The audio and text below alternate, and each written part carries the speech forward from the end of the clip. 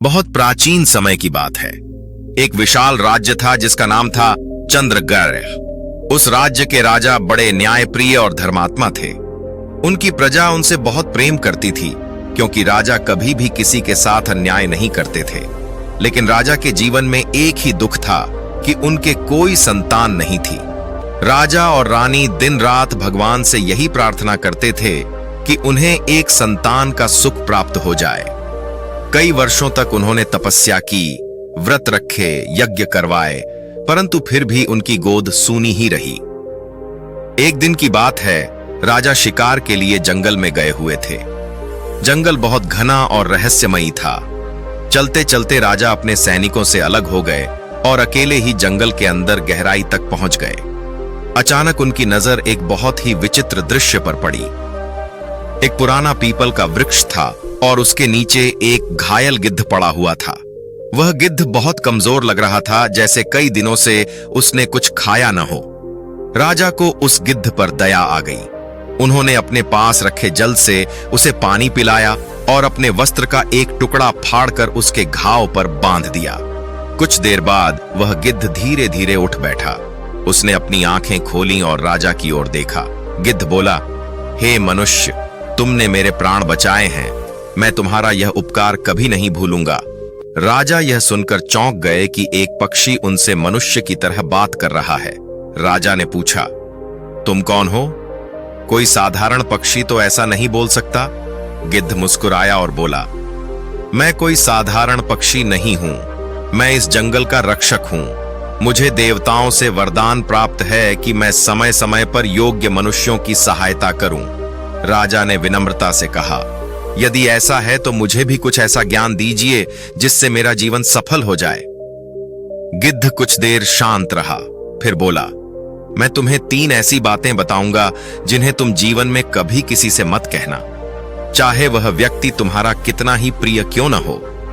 राजा ने आश्चर्य से पूछा, ऐसी कौन सी बातें हैं जिन्हें किसी से नहीं बताना चाहिए? गिद्ध बोला, पहली बात, अपने मन का सबसे बड़ा डर। दूसरी बात, अपनी सबसे बड़ी कमजोरी। और तीसरी बात, अपने जीवन का सबसे गुप्त रहस्य। राजा ने कहा, लेकिन ऐसा क्यों? गिद्ध बोला, क्योंकि संसार में हर व्यक्ति तुम्हारा हितैषी नहीं होता। कुछ लोग तुम्हारे अपने बनकर भी तुम्हारा नुकसान कर सकते हैं। यदि तुम अपनी कमजोरी किसी को बता दोगे तो वही कमजोरी एक दिन तुम्हारे पतन का कारण बन सकती है। राजा ने यह बात ध्यान से सुनी और गिद्ध को धन्यवाद दिया। फिर राजा अपने महल वापस लौट आए। कुछ समय बाद भगवान की कृपा से रानी ने एक पुत्र को जन्म दिया। पूरा राज्य खुशी से झूम उठा। राजा और रानी बहुत प्रसन्न हुए और उन्होंने उस बालक का नाम रखा विक्रम। राजकुमार विक्रम बचपन से ही बहुत तेजस्वी और बुद्धिमान था।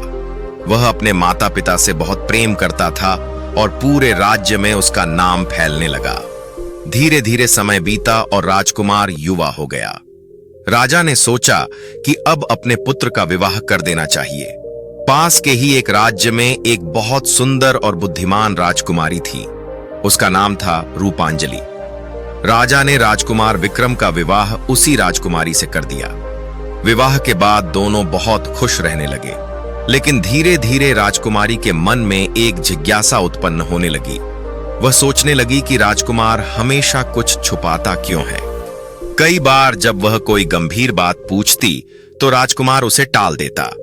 एक दिन राजकुमारी ने पूछा, स्वामी, आप मुझसे कुछ छुपाते क्यों हैं? क्या मैं आपकी पत्नी नहीं हूं? राजकुमार ने मुस्कुराते हुए कहा, नहीं रानी, ऐसी कोई बात नहीं है।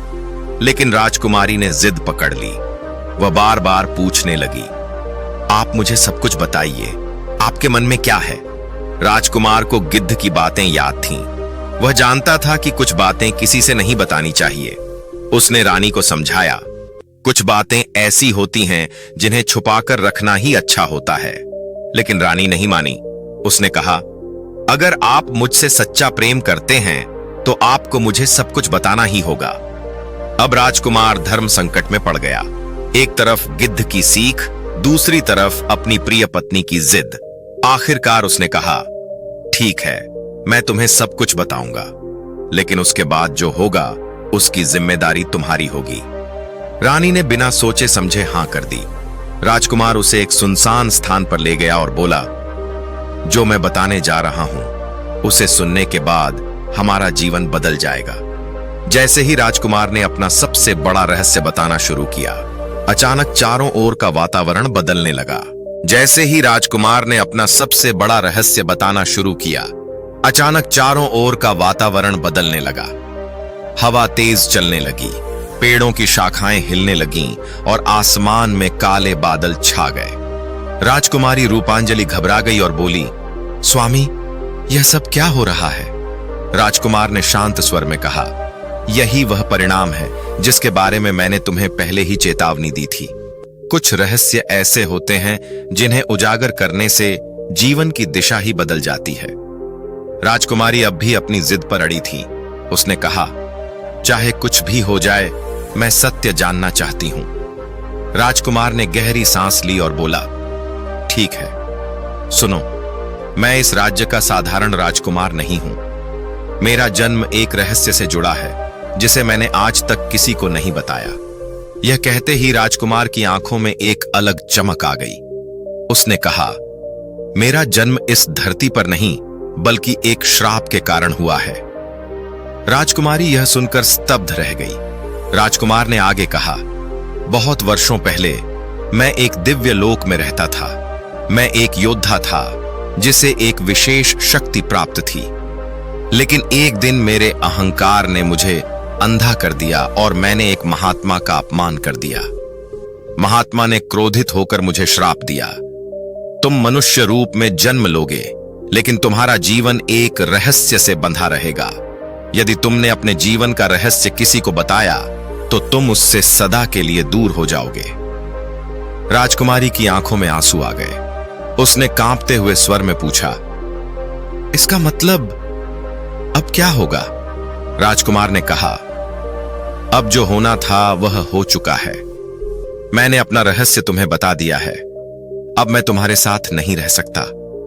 राजकुमारी रोने लगी, नहीं स्वामी, यह सब मेरी गलती है। मैंने ही आपसे जिद की थी। आप मुझे छोड़कर मत जाइए। राजकुमार ने उसे समझाया, यही तो जीवन का सत्य है रानी।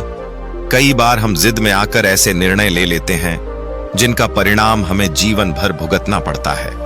इतना कहकर राजकुमार धीरे धीरे पीछे हटने लगा। राजकुमारी ने उसका हाथ पकड़ने की कोशिश की, लेकिन अचानक एक तेज प्रकाश हुआ और राजकुमार वहां से अदृश्य हो गया। राजकुमारी वहीं जमीन पर गिर पड़ी और जोर जोर से रोने लगी। अब उसका जीवन पूरी तरह बदल चुका था। वह खुद को दोष देने लगी, अगर मैंने यह जिद ना की होती तो आज मेरा जीवन ऐसा नहीं होता। वह कई दिनों तक भोजन नहीं करती, न ही किसी से बात करती। पूरा महल उसके दुख से भर गया। राजा और रानी भी यह देखकर बहुत दुखी हुए। उन्होंने उसे समझाने की बहुत कोशिश की, लेकिन वह किसी की बात सुनने को तैयार नहीं थी। कुछ समय बाद एक दिन एक साधु उस राज्य में आया। वह साधु बहुत ज्ञानी और तेजस्वी था। उसने राजकुमारी की दशा के बारे में सुना और उससे मिलने महल में पहुंचा। साधु ने राजकुमारी से कहा, बेटी, तुम्हारा दुख मैं समझ सकता हूं, लेकिन हर समस्या का समाधान भी होता है। राजकुमारी ने रोते हुए कहा, गुरुदेव, मैंने अपनी ही जिद के कारण अपना सब कुछ खो दिया है। अब मैं क्या करूं? साधु ने कहा, यदि तुम्हारा प्रेम सच्चा है तो तुम उसे वापस पा सकती हो। राजकुमारी की आंखों में आशा की एक किरण जगी। उसने पूछा, कैसे गुरुदेव? साधु ने कहा, तुम्हें अपने अहंकार और जिद को त्यागना होगा। तुम्हें अपने मन को शुद्ध करना होगा और सच्चे प्रेम के मार्ग पर चलना होगा। राजकुमारी ने कहा, मैं कुछ भी करने को तैयार हूं। साधु ने उसे एक कठिन तपस्या का मार्ग बताया। उसने कहा, तुम्हें 40 दिनों तक एकांत में रहकर भगवान का स्मरण करना होगा, बिना किसी शिकायत के, बिना किसी इच्छा के। यदि तुम्हारा प्रेम सच्चा हुआ तो तुम्हें तुम्हारा स्वामी वापस मिल जाएगा। राजकुमारी ने उसी क्षण निर्णय लिया। वह महल छोड़कर जंगल में चली गई और तपस्या करने लगी। दिन बीतते गए। रातें बीतती गईं, लेकिन उसने हार नहीं मानी। धीरे धीरे उसका मन शांत होने लगा, उसका अहंकार खत्म होने लगा और वह सच्चे प्रेम को समझने लगी। अब उसे एहसास हुआ कि प्रेम में अधिकार नहीं बल्कि विश्वास होता है, प्रेम में जिद नहीं बल्कि समर्पण होता है, और प्रेम में सवाल नहीं बल्कि स्वीकार होता है। 40वें दिन की रात आई। जंगल में चारों ओर सन्नाटा था। अचानक एक तेज प्रकाश हुआ और उसी प्रकाश में कोई उसके सामने खड़ा था। अचानक उस तेज प्रकाश के बीच एक दिव्य आकृति प्रकट हुई। राजकुमारी रूपांजलि ने धीरे धीरे अपनी आंखें खोली। उसका मन शांत था, उसका चेहरा पहले जैसा बेचैन नहीं था। अब उसमें एक अलग ही स्थिरता और समर्पण दिखाई दे रहा था। जैसे ही प्रकाश थोड़ा कम हुआ, उसने देखा कि उसके सामने वही राजकुमार विक्रम खड़ा है। राजकुमारी की आंखों से आंसू बहने लगे। वह कुछ पल तक उसे देखती ही रह गई, जैसे उसे विश्वास ही नहीं हो रहा हो कि यह सच है। कंपित स्वर में उसने कहा, स्वामी, क्या यह सच है? क्या आप सच में मेरे सामने हैं या यह केवल मेरा भ्रम है? राजकुमार मुस्कुराया और बोला, नहीं रानी, यह कोई भ्रम नहीं है। तुम्हारा प्रेम सच्चा था, इसलिए मैं वापस आया हूं। राजकुमारी तुरंत उसके चरणों में गिर गई और रोते हुए बोली, मुझे क्षमा कर दीजिए स्वामी। मेरी जिद, मेरा अहंकार, मैंने ही सब कुछ बिगाड़ दिया। अगर मैंने आपसे वह रहस्य जानने की जिद ना की होती तो आज हमें यह दिन नहीं देखना पड़ता। राजकुमार ने उसे उठाया और प्रेम से कहा, नहीं रानी, अब पछताने का समय नहीं है।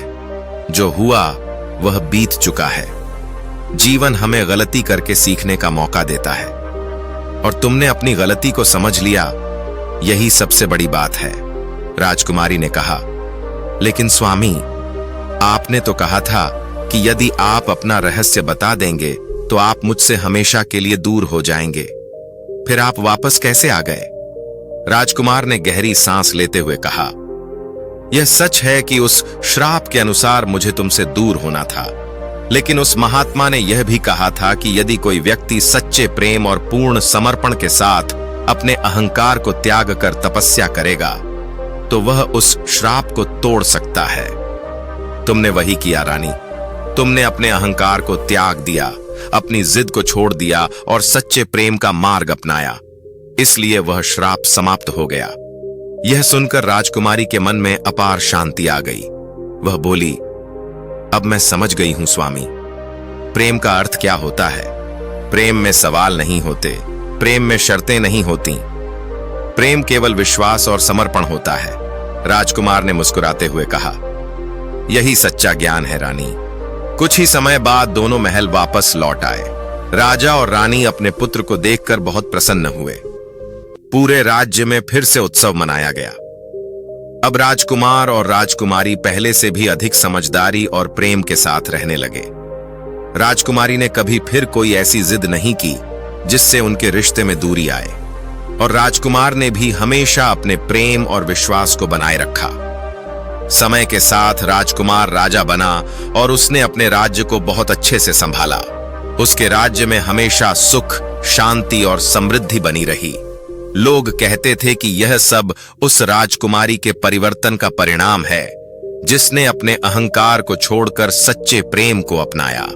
और इस प्रकार उस गिद्ध की कही हुई बात भी सत्य साबित हुई। चाहे कोई कितना ही प्रिय क्यों न हो, जीवन की कुछ बातें ऐसी होती हैं जिन्हें हर किसी को नहीं बताना चाहिए, क्योंकि हर सत्य हर समय के लिए नहीं होता और हर रिश्ता हर बात को सहन नहीं कर पाता। इसलिए बुद्धिमान वही है जो यह समझे कि कब क्या कहना है और कब चुप रहना ही सबसे अच्छा होता है।